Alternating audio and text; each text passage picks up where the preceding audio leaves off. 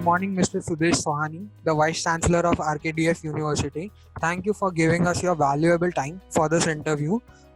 Would you like to say a few words before we start the questions? Yeah, it's great. We have the opportunity to interact with you. And whatever queries you have, I think initially you had been wanting some background about me. So let me just brief about myself. Right now, I'm the Vice-Chancellor of RKDF University, Bhopal, and almost more than 35 years of total experience working with CSIR, initial career from 85 to 95, almost 10 years with CSIR, 10 years as senior scientist. And before that, I had the opportunity to be getting education from the top institution in the country. I did my master's in engineering from College of Engineering Gindi, which is the first ever college offered B degree out of Europe. That's a great traditions there as far as academics and research are concerned. So that was a great experience. And then later on, I completed my PhD from IIT Delhi, another fully energized and extraordinary environment for the academics and guiding not only the country to the world. These kind of institutions with this background, of course, working with the CSR, I could enjoy working for the development of the research in the country. And later on, I opted to come out in 95. And then thereafter, I'm in education. And of course, being civil engineering background, I had been in applied aspect of it as a consultant and for the buildings and various structures and the quality control monitoring of the various serious structures of civil engineering. So there, I've been heading few institutions as principal, director, dean, and then right now I'm as the Vice Chancellor of RKDF University. So should I be briefing about this special university I'm working with right now? It's a RKDF Group of institutions, a pioneer and very, very efficient group contributing to the society in terms of imparting education of top class under the leadership of very dynamic person, you know him as Dr. Sunil Kapoor, who has been chairing the entire group of institutions, and by now the group has got 6 universities. That 4 of them are right in the surroundings of the Bhopal. Ours is RKDF University. Another RKDF University recently, about I think 3 years back, we opened at Bihar, and then there is a SRK University in Bhopal itself, and then Bhabha University, Bhopal itself, APJ Abdul Kalam University, and Indore, and one more university in Sathya Sai. In Sihor. So like that, this group has come up for the benefit of the society, but very, very reasonably tagged. I mean, the students are not required to pay huge amounts like unlike other universities, corporate sector universities have been doing, and still the university is very well equipped with the top class faculty members, the excellent laboratory setups, and the regularity in the routine academic works. Even during this COVID scenario, our things went on. The day, I think 24th of March, the lockdown started, and from the day 1, right from there, we had been doing these online communications with the students and the online teaching. It was the first lockdown for the 1 week till 31st of March 2020, and then it went on extending as per these orders by the government, state government, and the various bodies who have been governing us. And during this period, we went on completing our syllabuses of various programs. We targeted our exams well in time, well programmed, and we followed some world scenario in the top institution in the country, and then by July end, we were through with the entire examinations, and then our semester started and commenced from 4th of August itself. So we are very much for the students and for the academics, and disseminating the knowledge as best as possible. So these are all some aspects. On the whole, if I look at the scenario, the team working with us, including the management of the RKDF University here, our Chancellor Madam, Dr. Sadhana Kapoor, Honorable Chancellor Madam, Dr. Sadhana Kapoor is Honorary Professor of Academic Union, Oxford, UK as well. She is basically a doctor, and Dr. Kapoor is also a doctor, and our very dynamic leader, our young leader, Honorable Managing Director, Mr. Siddharth Kapoor, who has got the exposure of the foreign university as far as his education is concerned, and now guiding the entire group in an excellent possible manner. So under these kind of possible things available to us, the university has been doing excellently well, offering multiple programs in engineering. Most of the branches we offer here, almost we have about more than 85 programs and the courses with us, UG, PG, diploma, and PhD as well. So these programs are being offered at this campus itself. Then we have this pharmacy, engineering, science, multiple programs we offer, commerce we offer multiple programs, nursing we have, and then paramedics, including BMLT, DMLT, X-ray technicians, D Pharma, then BPT, Bachelor of Physiotherapy, then homeopathy, then law we offer here, various programs of agriculture, BSc, MSc, engineering, agriculture, and then there are multiple programs in the architecture, and then arts and humanities also are being offered here. In addition, this year we have started one very excellent program with the support of the Government of India. There is a Logistic Skill Council established under the Ministry of the Government of India, where we have taken up two programs being offered from this year onwards. One is BBA Logistics, and another is BMS Agri Storage and Supply Chain. These two programs are very unique programs. Both the programs are having apprenticeship based, and say for the BBA Logistics, the students will be having total 6 semesters, and out of 6 semesters they will be having 3 semesters to be working in the industry and with the stipend, and that also will be arranged by the Government of India by LSC. So this is a unique opportunity. What is required in the industry, the courses required in the industry, the know-how, the experts, the students, the budding managers are required in the areas which is quite fast upcoming specializations, BBA Logistics and BMS. Both the programs are have been started from this year itself. So these are all some unique aspect of this university. And the stipend also, whenever your students will be working during the apprenticeship, which is 3 semesters with the industry, they will be having a stipend of 9,000, 5,000. So as per the Apprenticeship Act of the Government of India. So these are all the opportunities the university is able to offer.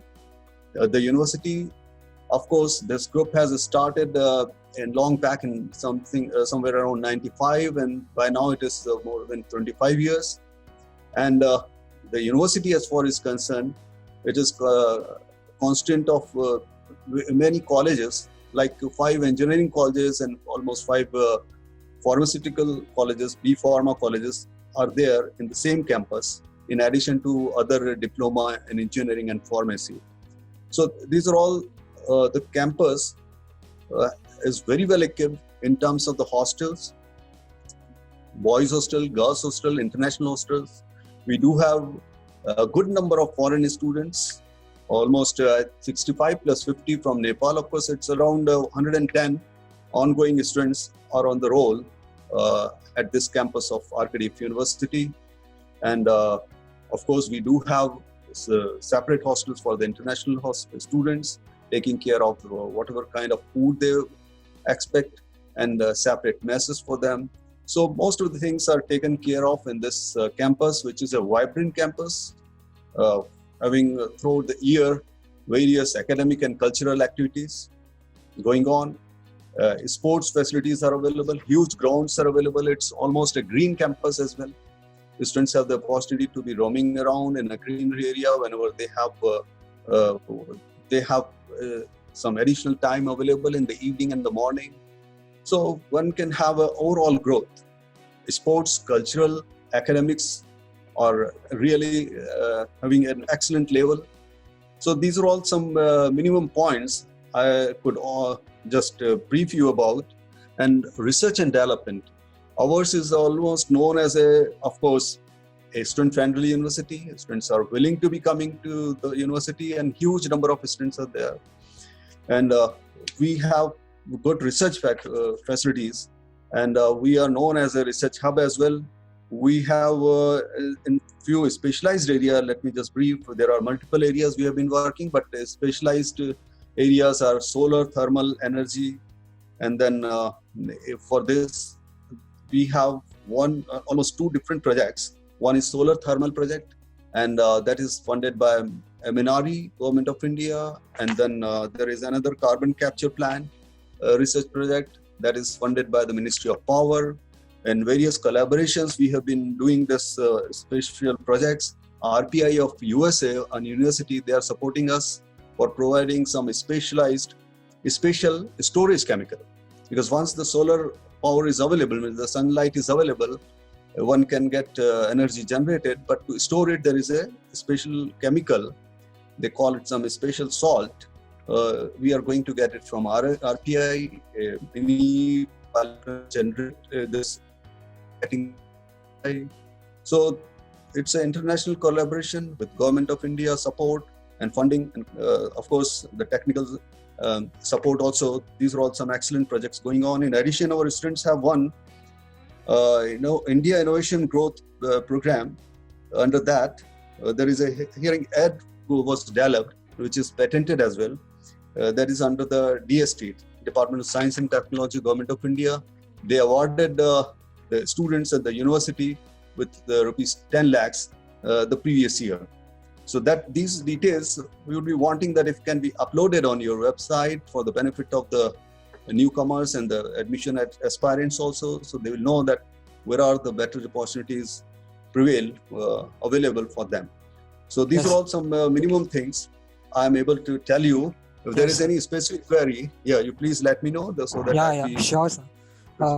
Thank you for letting us get the information that you have given about your college, university, as well as the students, departments, and all the facilities provided by your university. I would like to ask a few questions, if you don't mind. Yeah, please. Yeah. Being the Vice-Chancellor of RKDF University, what is your philosophy of leadership, or how do you describe your leadership style? Great. This is a very important question when we lead an organization. For any organization, small or big, there are a few things which are really very important, that there has to be a congenial, cordial environment. There has to be mutual respect, mutual grace, whether it is among the employees or among the faculty members, or between the student and the teacher. So we do have a very careful handling. Rather, the environment is excellent and cordial, and therefore people have the opportunity to work with the full efficiency. So that's what, as a leader, I would be wanting the number one thing to ensure that there is a cordiality prevail, and so that people are able to extend their services with full efficiency. Number two, maybe there has to be certain code of conduct, some kind of set of rules, and the right discipline is the number two aspect of it that I very strictly want in my campus. And that's what is another things that everyone is very happy with the right discipline. They need to miss. At times it happens that there are some kind of input, means in terms of manpower or in terms of students, they get trained in the traditions or these kind of trends being developed in the university campus. Yes. So if these two things are taken care of, I think other things are automatically going in the right direction. Okay, sir. Yep. So, how does the curriculum of RKDF University ensure the best practice of industry? As you mentioned about the new courses, could you please explain it again? Right.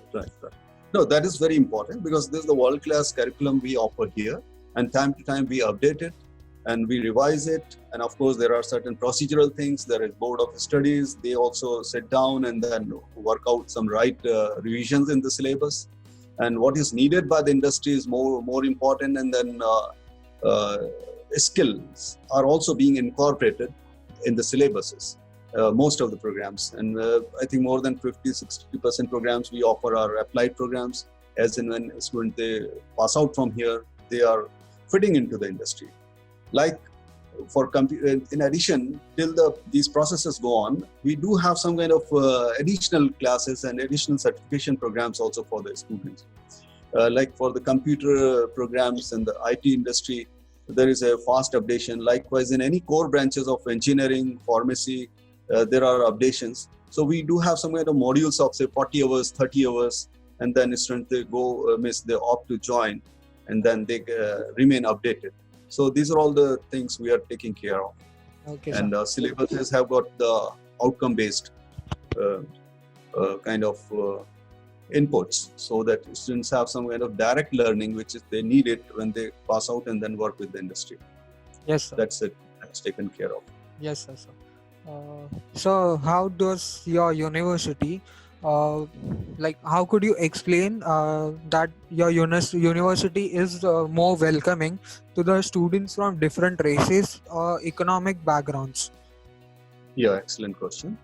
Because that's what is one thing in one single term, there is a sohad in the environment. There is vibrancy in the environment. Any good human being is being welcomed here. That's what is the thing. We never have any kind of bias for any kind of caste, creed, or even nationality. Everyone is so happy. They mingle up and then enjoy working and life and education. Yes, sir. That's what is the theme of. Yes, sir. So, could you just explain us what would be your university's top priority for next coming years? Right. So our priorities are because basically we are the educators. Okay. So our quality of education, there are some indicators. There are some kind of accreditations and the kind of processes which automatically, if we start following, the things are being improved. So it's a continual process of improvement as far as academics are concerned, education imparting methodologies and the pedagogy is concerned. So that's we is the number one priority, because we are here to impart good quality education. That remains always there. Number two priority is expanding the research in the university and getting the collaborative projects for the research in all aspects of the specializations we offer. And we are open for any kind of collaborative work, even if somebody is wanting to utilize our laboratories, our infrastructure, and then our manpower can collaborate with them. And we are free to be working with any other top institution. So we are looking forward for international research collaboration as a number two priority. And number three, of course, overall development of the students fitting around the world in this kind of global era, whether it is their technology or their know-how or their expertise is concerned, or the communication skills are concerned. So they should have no problem. And we are, of course, trying to be providing not only the international language we consider it as English, but other languages also, where the students can be opting to work or collaborate with any international country or the institutions. So other foreign languages also we intend to impart. And then finishing school, that is overall development of the students, whether it is personality development and sports, cultural, so that they can come up as a real citizens in this world. Okay. Yes, sir. So how would you like to like the students or the parents whose students are wanting to get into your colleges may know about your college information, like how would you describe them in short? Right. So we want the parents to know that we take care of the students when they are here for studying, and most of the time they spend at home. So one request always I make with the parents of my students, that they also should take care of their wards and make them coming to the campus, coming to the classes, whether it is physical classes or online classes. Students must interact with the professors and in the class, because interaction has them getting the conceptual details very easily, and that is the only way. In case if they take in the class, many concepts can be got cleared in 10 minutes, 5 minutes, whereas if the students struggle on their own, may take not only 5 hours, 10 hours, days together.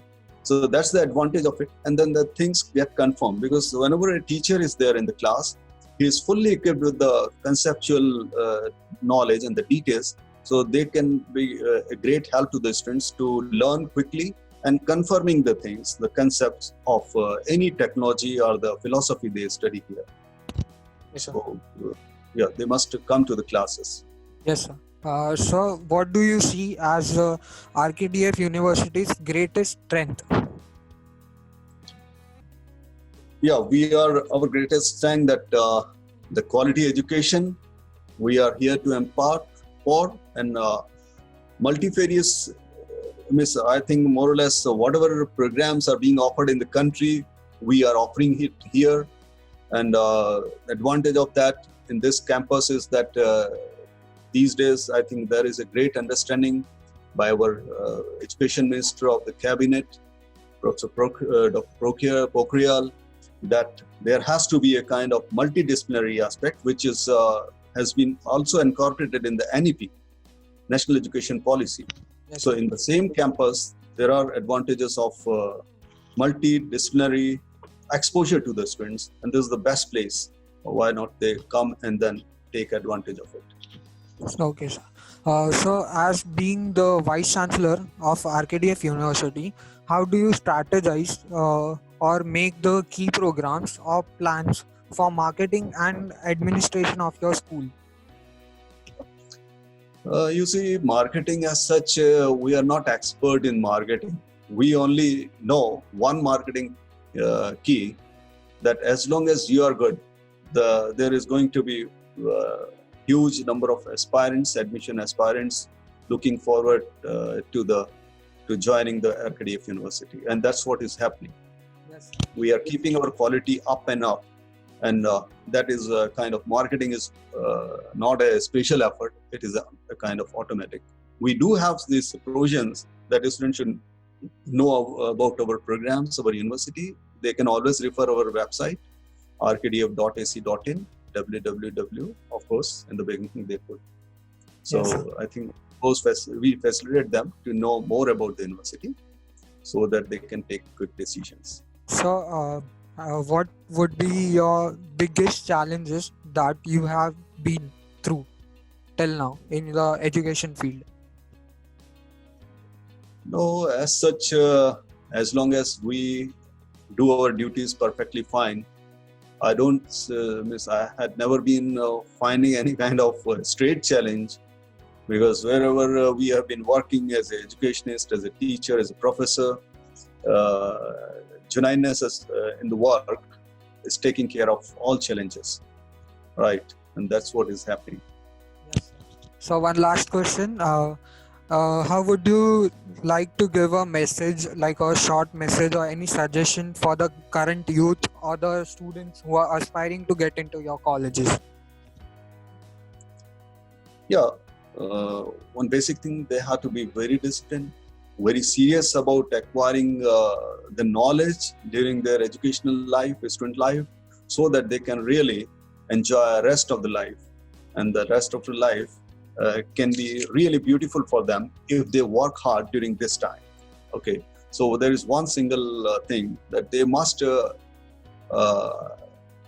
dedicatedly work for their acquiring knowledge during this period. Of course, acquiring knowledge goes on throughout the life. As and when there is a kind of new technology, they need to update them. But the conceptual retelling, which the universities and the institutions are supposed to impart to the students to create a really strong base, they must not miss this. And they must work very hard. And life is going to be beautiful for them. Thank you, sir, for your such wise words and your precious time. I would like to conclude the interview right now. Thank you, sir. Thank you. Thank you very much.